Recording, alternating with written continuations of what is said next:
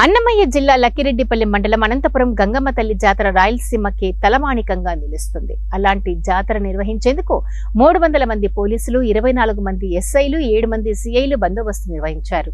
CC కెమెరాలు, drone కెమెరాలతో అసాంఘిక కార్యకలాపాలకు చెక్ పెడతామని, జాతర ఉత్సవాల్లో మద్యం అమ్మకాలు జరిపితే కఠిన చర్యలు తీసుకుంటామని Rayachoti DSP Krishnamohan press meet పెట్టి చెప్పి ఎవరు పట్టించుకోలేదంటే పోలీసులు వ్యవస్థకు ఎలాంటి గౌరవం పాలకులు ఇస్తున్నారో దీన్ని బట్టి అర్థమవుతుంది.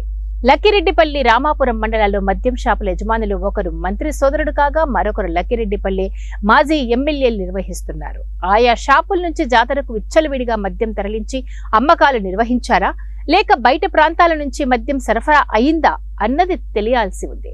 100 రూపాయల క్వార్టర్ బాటిల్ కు 150 రూపాయల చొప్పున ఎంఆర్పీ ధరలపై 50% అధిక రేట్లతో అమ్మకాలు జరిపి భక్తులను నిలువునా దోచుకున్నారు. ఇదిలా ఉంటే జాతరలో అడుగడుగునా జూదం నిర్వహించారు.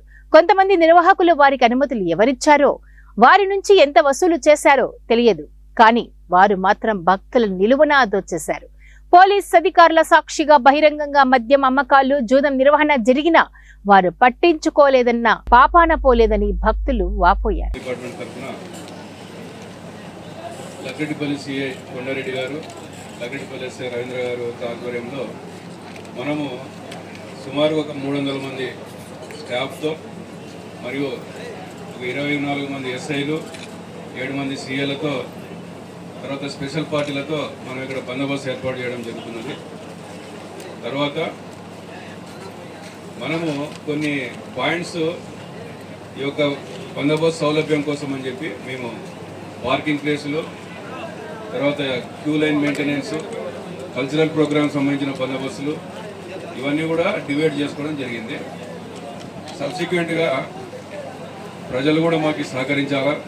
తర్వాత చాందినీ బండ్లకు సంబంధించి ముఖ్యంగా వాటి ఎత్తుని 10 అడుగులకు మించకుండా కట్టడి చేసుకోవాల్సిన అవసరం ఉంది. తర్వాత ఖచ్చితంగా మా యొక్క పోలీస్ పర్మిషన్ తీసుకోవాలా. వాళ్ళ యొక్క పర్మిషన్ లెటర్కి లైసెన్స్, తర్వాత వాళ్ళ ఇన్సూరెన్స్ యొక్క కాగితాలు కూడా జతపరచాల్సిన అవసరం ఉంటుంది. తర్వాత ఈ యొక్క ఇంత పెద్ద ఈవెంట్లో లక్షల్లో వస్తుంటుంది కాబట్టి బాణసంచా ఇటువంటివి పేల్చడం కానీ, ఎటువంటి పేలుడు పదార్థాలు యూజ్ చేయడం కానీ ఇటువంటివి ఉండకూడదు. ఇవి తర్వాత చాందినీ బండ్లు ఎక్కడ కూడా